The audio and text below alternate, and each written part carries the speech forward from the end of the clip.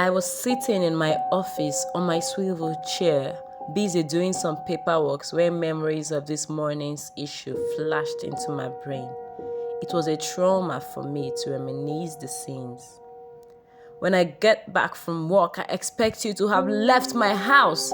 I don't want to see a trace of you, my husband yelled that morning. I looked at my wristwatch. It was about 7 p.m. I had to stay overnight at work just to get those words out of my head. But since the memories were still coming, I had no other choice but to get a drink.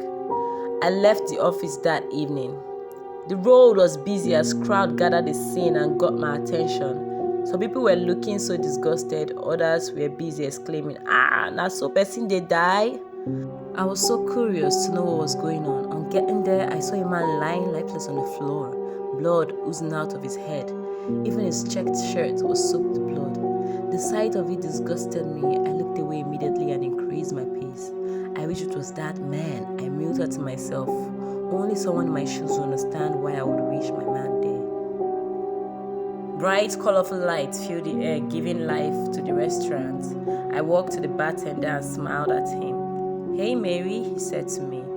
"Hey Dan," I replied. Yeah, he knows me and I know him. I'm his peculiar customer whenever I am having issues and need someone to talk to. You came at the wrong time. I know you need someone to talk to, but I will be off duty in 3 minutes' time. It saddened me, but I'm an adult. I can get over my issues myself. "No problem, Dan. My treat will be my companion today," I replied. "I'm gonna get you that ASAP," he said as he walked towards the refrigerator to get my brand beer.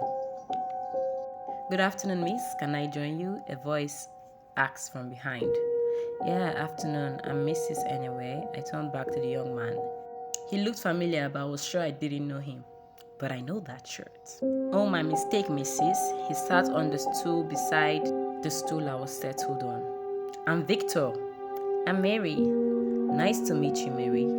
Hope I'm not invading your privacy. I just need someone to talk to." I also need someone to talk to. My chit-chat companion is off duty, so..." He smiled at me so widely. It was creepy, but what could be scary about one young man?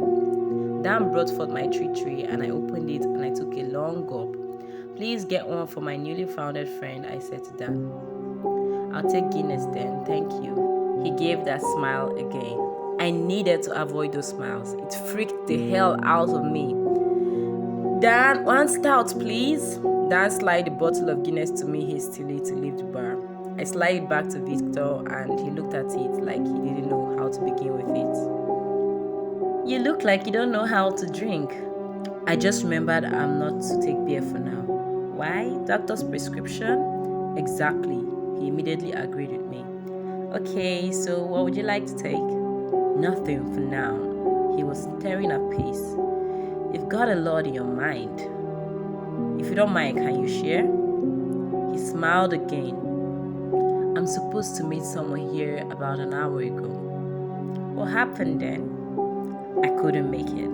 Stuck in traffic?" I know Lagos traffic can be that crazy. "Not that." He was lost in thoughts again. It took about 20 seconds. "Mr. Victor?" I tried calling back his attention. Well, I succeeded. "Oh, I'm sorry. It's just terrible." "I don't understand." "Death is terrible." That got me thinking. Who died? I asked as I took another gulp of my drink, already tipsy. "I did." "Okay, I'm sorry. I was paying less attention at that moment. I have to go now. Nice meeting you, Mary." He gave one last creepy smile and stood up to leave. He walked towards the door and I heard the door creak open and close. That was when I realized what he had just said to me. Did he just say he died? I grabbed my bottle of Guinness behind me and sipped it. Then I reminisced the man lying lifeless on the floor with blood oozing out of his head. I remembered his bloody soaked checked shirt. The bottle in my hand slipped and fell. The sound of the broken bottle woke me up from my slumber. I hurried out of the restaurant in search for the man that just left the restaurant. He was nowhere to be found. Then I realized I just had a chit-chat with a ghost. Too many thoughts ran through my head. No wonder he said death was terrible. No wonder he couldn't drink when he desired to. No wonder. I remembered how Dan didn't even notice his presence. I remember Dan giving me the drink. I just had an encounter with a ghost. I nearly screamed my throat out. I blacked out and found myself at home on the bed. I sat up on the bed as I questioned everything that had happened. It was certainly not a dream.